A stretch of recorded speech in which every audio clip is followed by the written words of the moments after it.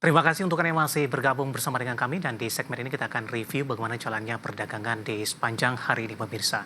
Dan kami ingatkan kembali Anda masih bisa berpartisipasi di WhatsApp interaktif di 0812 di 8788 di 3723 seperti yang tertera di layar televisi Anda nantinya. Dan saat ini kami sudah terhubung melalui Zoom bersama dengan Bapak Robin Haryadi selaku Branch Manager JUC Sekuritas Solo. Kita akan langsung sapa saja. Pak Robin, selamat sore. Apa kabar Pak? Selamat sore, kabar baik Pak David. Terima kasih Pak Robin sudah meluangkan waktu untuk KDI Channel. Langsung saja Pak, kabar kurang baik datang dari indeks harga saham gabungan sepertinya berbalik arah melemah dan sudah diperdagangkan di level 6.900-an.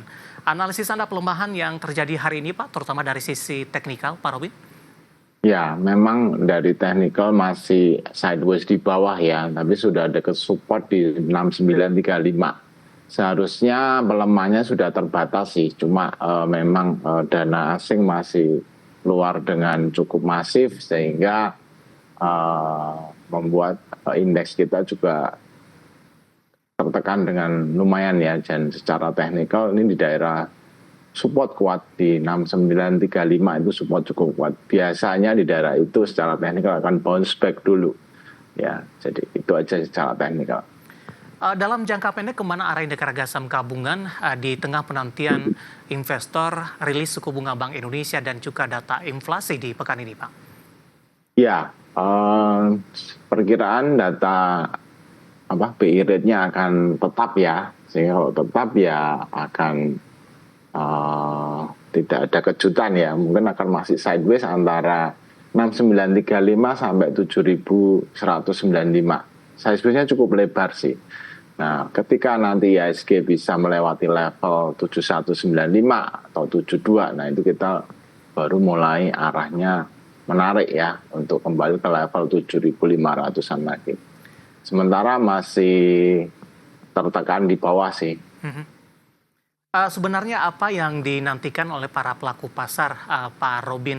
Karena di Januari ini Trump akan dilantik, menantikan dengan peraturan baru dari presiden terpilih, kemudian juga posisi pertemuan The Fed juga akan digelar dengan kebijakan suku bunganya. Ya, sebenarnya yang ditakutkan itu kan Trump kalau Trump naik diangkat tuh kan dolar sangat kuat ya. Yeah. Terus sehingga rupiah akan tertekan, dan kemarin itu kita sempat mewacanakan mau menaikkan PPN menjadi 12% ya, sehingga asingnya takut karena secara sederhana aja itu akan GDP kita pasti tertekan gitu ya, sehingga mereka keluar. Nah, sekarang investor lokal sendiri menunggu sentimen lokal yang masih belum ada yang bisa dibuat pegangan ya. Jadi, misalnya ya ini lumayan ya, mulai ada untuk CPO ada B40, terus sekarang ada pembatasan untuk nikel. Nah, mungkin juga para pelaku juga menunggu kebijaksanaan seperti royalti batubara dan sebagainya. Jadi kebijakan-kebijakan yang pro investasi itu bagaimanapun akan membuat kita bergairah ya. Iya.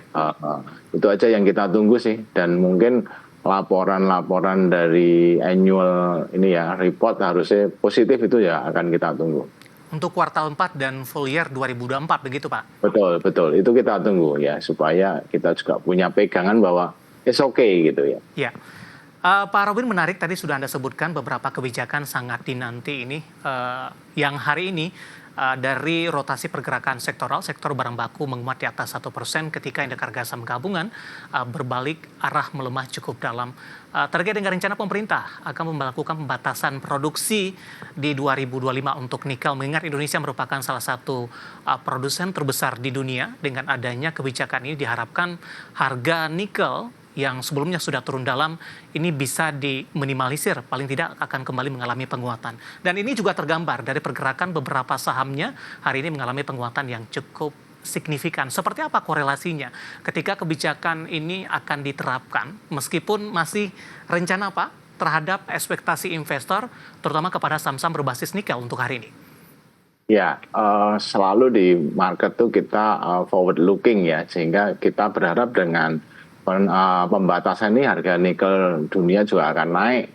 Sehingga otomatis secara perusahaan, secara untuk emiten akan mendapatkan profit ya, karena kenaikan ini tentu saja akan memberikan tambahan profit, sehingga makanya market positif langsung. Saham-saham yang nikel, baik yang blue chip maupun yang second liner pun bergerak dengan cukup liar. Seperti kemarin pada waktu CPO B40 diputuskan, nah emiten CPO pun akan naik juga ya. Baik, kita akan coba ulas dari sisi teknikal, Pak, beberapa saham yang berbasis nikel yang hari ini mengalami penguatan yang cukup signifikan. Kita ke Inco, Pak Robin. Posisinya ditutup menguat 7,29% di 3680. Support dan resisten terdekat dan rekomendasi untuk Inco.